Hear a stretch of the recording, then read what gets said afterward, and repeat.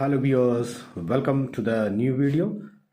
Today I am here with the explanation of a poem named The Inventor.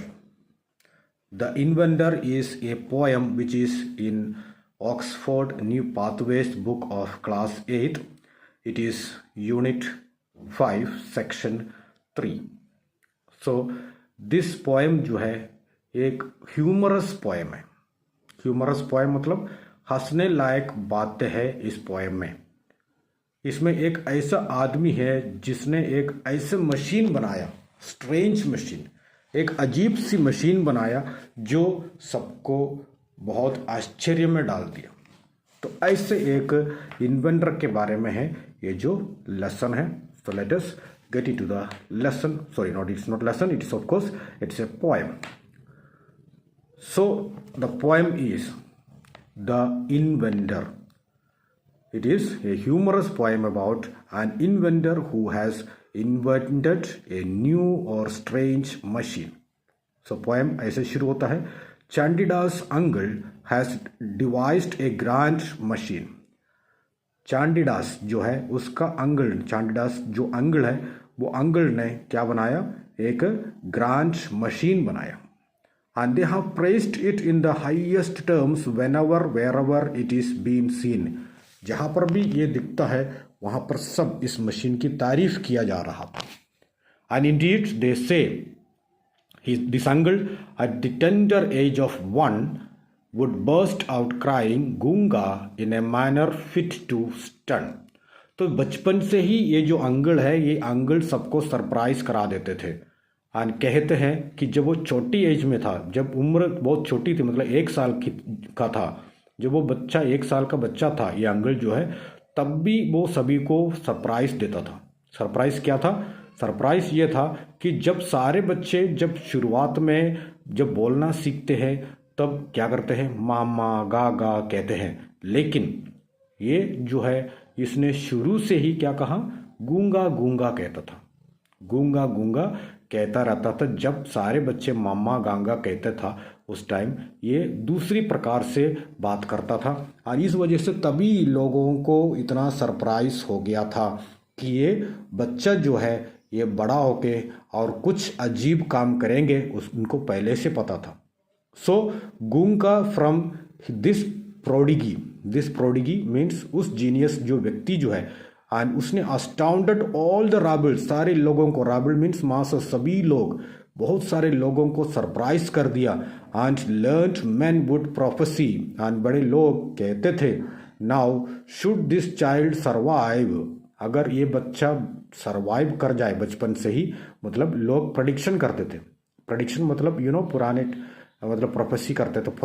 फोरटेलिंग means नए आने वाली चीज़ों के बारे में पहले ही बता देते. तो कहते हैं कि ये बच्चा जब छोटा था तभी जो लोगों ने, जो लर्नड लोग, ज्ञानी लोगों ने कहा था कि we will bet our bets he will find a cause to keep his name alive. जब वो बड़ा होगा, ये बच्चा जब बड़ा होगा तब ऐसे कुछ काम ये करेगा जो सबको आश्चर्य में डाल देंगे. और अपना नाम ऊंचा रखने के लिए, ऐसे कुछ काम ये आदमी कर सकता, मतलब ये बच्चा कर सकता है जब वो बड़ा होगा. And that infant grown to riper, मतलब बहुत बड़ा हो गया वो आदमी, एंड बड़ा होके एक फाइन इन्वेंशन उसने किया, एक नई खोज उसने किया. एंड वो खोज क्या है? To cover 5 hours walk in time without fighting और tension, I have been to see one contrivance, it is quickly understood. तो to cover 5 hours walk in one, जो आदमी 5 घंटे में जितना चलते हैं उतना एक आदमी जो है 1 घंटे में ही चल सकता है. जो 5 घंटे में चलना चाहिए वो 1 घंटे में ही चलेंगे. ऐसे चलने के लिए एक मशीन उसने बनाया. एक इन्वेंशन जो है वो उसका इन्वेंशन वो है. एंड वो एक ऐसा इन्वेंशन था जो इजीली अंडरस्टैंड कर सकते थे, मतलब इजीली अंडरस्टूड एक मशीन था, बहुत इजी था. And it was just handle it 5 hours और so, you will get its hang for good. अगर आप 5 घंटे के लिए ये मशीन को लगा रखोगे तो आप समझ लो कि ये आपके लिए बहुत अच्छा काम करने जा रहा है, क्योंकि आपकी जो हेल्थ है वो हेल्थ सही हो जाएंगे जब आप इसको 5 घंटे लगातार लगा रखेंगे। और बहुत अच्छा एक एक्सरसाइज हो जाता है इस मशीन से। तो अभी आगे लिखा हुआ है कि इस मशीन की खासियत क्या है। Okay, so now, but words can scarce describe the work the learned world was praised. It is fixed upon your shoulder with a rod in front upraised. तो कुछ वर्ड्स नहीं है इसको बताने के लिए, हार्डली कुछ वर्ड्स इस पर्टिकुलर चीज़ को एक्सप्लेन करने के लिए, क्योंकि ये एक ऐसा मशीन है जो आपको अपने शोल्डर में लगाना होता है। एंड जो शोल्डर में लगाने के बाद वो शोल्डर के पीछे से जो है एक मशीन, मतलब व्हाट यू कॉल्ड, एक जो रोड है वो रोड फ्रंट के तरफ, अगर आपके पास बुक है तो आप बुक में देख सकते हैं कि ये मशीन जो है वो आदमी लगा रखा हुआ है। तो ये जो शोल्डर में फिक्स करके इससे एक रोड ऊपर जाते और वो रोड से दूसरा एक रोड आगे की तरफ, सामने की तरफ, आपके सामने की तरफ कनेक्ट किया हुआ है। And there you hang the kind of food you find the most enticing.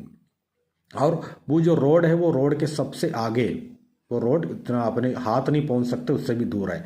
तो ऐसे एक खाना आपको वहाँ पर लटकाना है जो आपको बहुत पसंद है खाने के लिए, जो आप खाने के लिए बहुत पसंद है आपको, मतलब जो भी चीज़, ऐसी चीज़ जो आपको बहुत पसंद है जिसको आप खाने से रह नहीं सकते, मतलब आपको बहुत ज़्यादा अच्छा लगने वाला जो एक खाना है वो खाना सबसे आगे टांगना है। हंसो ये पाई और पेस्ट्री, फ्राई और रोल जो भी लगाना चाहते हैं वो आप लगा सकते हैं।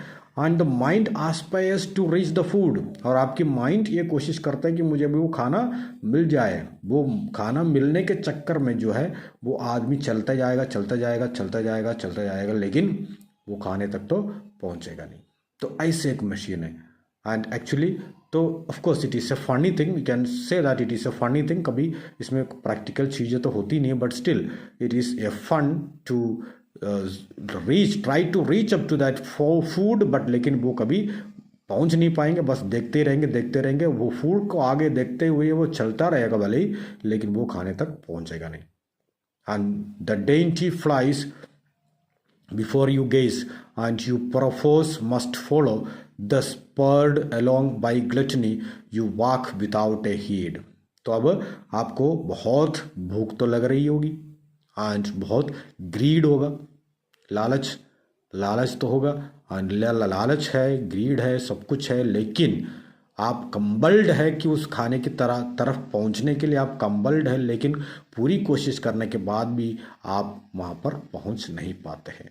And the more you see the dangling ball bait, मतलब जो खाना आपके लिए लटका रखा है वो खाना आप जितना आप देखोगे, the more your turn off speed, अब उतना ज़्यादा आप अपनी स्पीड बढ़ा दोगे।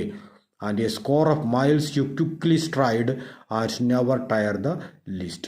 तो कहते हैं कि 20 माइल्स तक आप आराम से जा सकते हैं, 20 माइल्स तक आराम से जा सकते हैं without being tired, without getting tired. आप थकोगे नहीं, क्योंकि आपके सामने वो खाना है। आपका इंटेंशन क्या है? वो खाना हासिल करना है।